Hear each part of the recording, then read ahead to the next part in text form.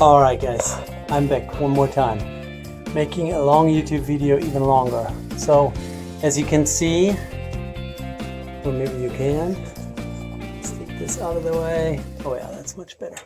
Lighting, you know, YouTube video and lighting is really important. So anyways, I got my oil pan out. And yeah, what I had to do, as I explained in the previous segment, I had to take the oil pump out. Up here you see two bolt holes right there. You see those? 1, 2. And then you see this one stud here. That's part of one of the main crankshaft bearings actually. On this one is the oil pump tubing connected or attached, and over there is the pump itself, and then right next to it is the drive shaft coming out.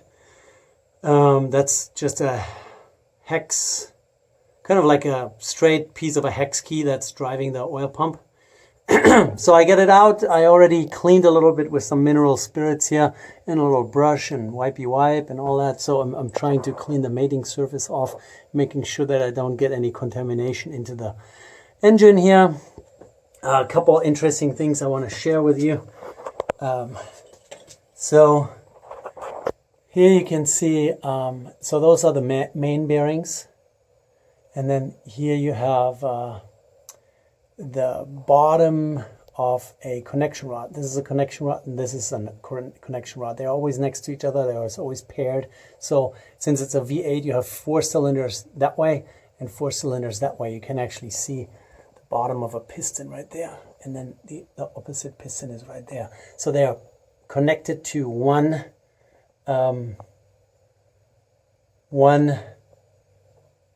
what's the bottom pin to the pretty much the same spot on the crankshaft. So, and then to counterbalance the connection where the connection rods are connected to the crankshaft, you have those lopes sticking out. They are weights pretty much to balance the crankshaft. Man, I can't speak anymore. My brain is already kind of fried today. And I just noticed that, you know, they are cast steel and then they get machined, and the surfaces where the connection rods are attached to the crankshaft, they're all polished up and whatnot. And some of those weight surfaces here, the edges are like really rough surfaces. I mean, looks like there's metal missing. They just pulled it out of the cast. As long as it was heavy enough and strong enough, they just used it. Like very porous material here. You can see that a little bit there. They're right on the edge. On this one here, unfortunately, I turned the engine a little bit. Now you can see it right up there. There's like a corner missing. It's not like it broke off. It was just like that machined that way. Or oh yeah, and then another interesting thing, since this is a pushrod engine and the camshaft sits right above the crankshaft and they're connected through cam and crank gear and a chain. This is a camshaft right up there. You see a couple of lobes. So yeah, this is actually really simple. So, which brings me to the next topic. I was looking at my timing chain.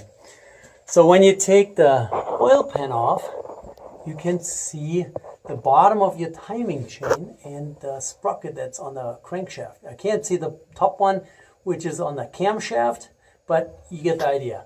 To actually be able to change the timing chain and the 2 sprockets, you have to unbolt all kinds of stuff. So this one here is the crankshaft. This is the Harmonic Balancer, which is pretty much another weight that... Why is there always background noise when I make videos? It's really incredible. The dogs are barking, someone is grinding. Sorry for my terrible video work here. So this is the Harmonic Balancer. You can see that it has like cutouts and holes drilled and whatnot. This is to finally balance the crankshaft.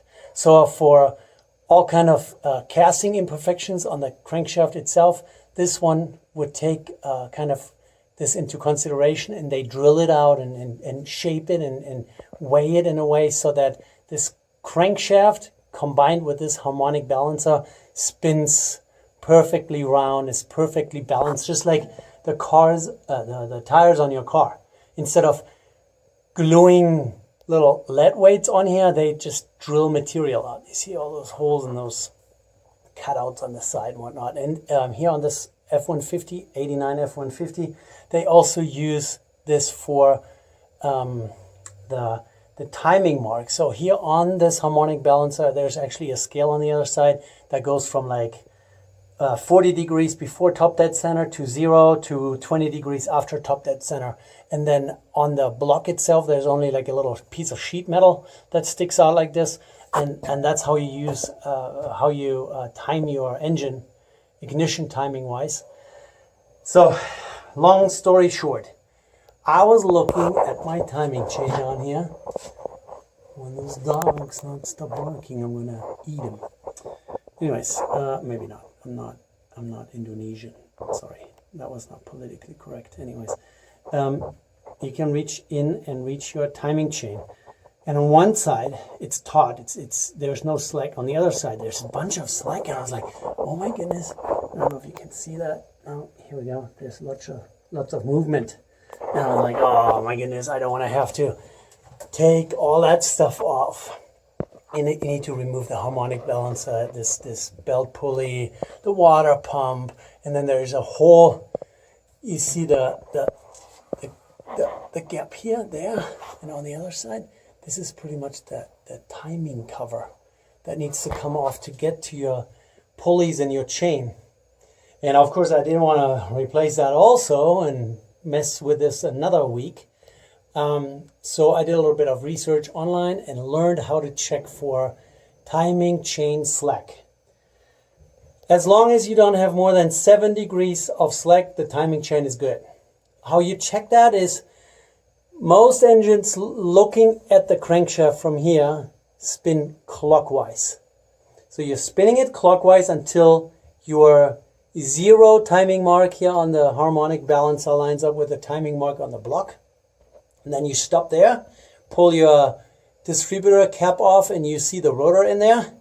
And then you start spinning it counterclockwise until the rotor in your distributor starts moving. And that's exactly the moment when you stop moving or spinning the crankshaft. So you bring the crankshaft to top dead center, cylinder 1, 0 mark on the harmonic balancer, and then you spin it counterclockwise until the rotor in the distributor starts spinning. And that's the moment when you stop moving. All right, now let me show you. It's still in that position. You still see the long torque wrench that I had put on the, there's a nut in there that's 15/16 or 24 millimeter. Yeah, fits right on there. So that's what I use to spin the engine. Now I have to unplug a bunch of things here. Hold on. I'm like really not good at making proper videos. I don't know how some YouTube channels sometimes actually manage to make all those nice how-to videos. They must have 20 cameras sitting around on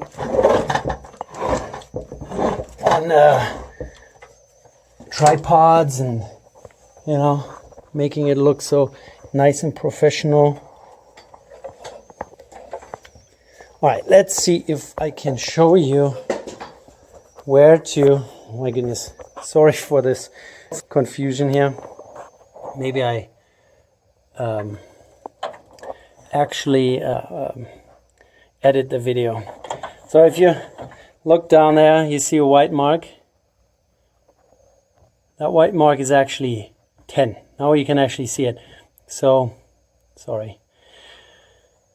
The white mark is 10 degrees before top dead center. That's what my ignition timing gets timed at.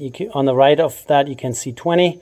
And on the left of that, left next to that sheet metal piece, you can see a 0. So I initially turned the engine clockwise until this sharp edged thing. So, oh, let's see if we can get that to focus. this sharp edge here had to line up with a 0.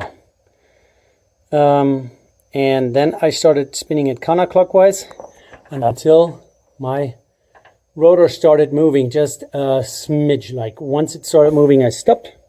And now you can see that the timing mark is, or the timing is right between 0 and 10. So that gives me 5 degrees. So my timing chain has 5 degrees slack. That's not great, but it's acceptable. So if it would have been 6 or 7, then I would have probably leaned towards exchanging it or replacing it. But then, yeah, all this nonsense here has to come out. The water pump here, the harmonic balancer has to come off. All kinds of bolts, nuts, washers, all kinds of things. Just another pain in the butt. And this one, 5 degrees, it's still acceptable, so we're gonna leave it. But yeah, this all just in the process of replacing my oil pan gasket. Since I was able to see my timing chain, I got a little freaked out by the slack that's in there, and then I had to do all kinds of research and whatnot. Anyways, now I have my my oil pan off. Here, let me show you. This is the, let's zoom back out here. This is my oil pump. This is the drive shaft, and it's literally like a hex key. And then this is pretty much the strainer, and this is this extra bolt that I showed you, the stud that's sticking out of the... Yeah, so this is the attachment point to the main bearing that I showed you earlier, and this is the strainer. Pretty much the other side is just a screen. I'm dripping all over the floor here. It's great. Anyways, so yeah, now you know what I know. I'm not going to do anything to the timing chain. I'm going to start cleaning up my oil pan and the mating surface. And then I have a one-piece, I think it's Felpro gasket. We'll probably use some right stuff, some sealant also, and then slap it all back together. And yeah, the difficult part now is I have to put the oil pan in position and then mount the oil pump back on. So, you know, total reverse order. I had to take this off while the oil pan was still hanging down there. Now I have to, it's going to be really, really difficult, but I think I'm going to be able to pull it off somehow. And then bolt it all back together and hope that I don't have any leaks. And then give it some fresh oil.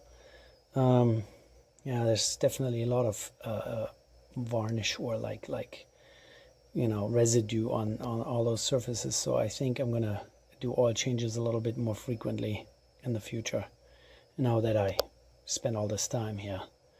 Anyways, yeah, I hope you guys find this video helpful. I will edit out all the shaky moments.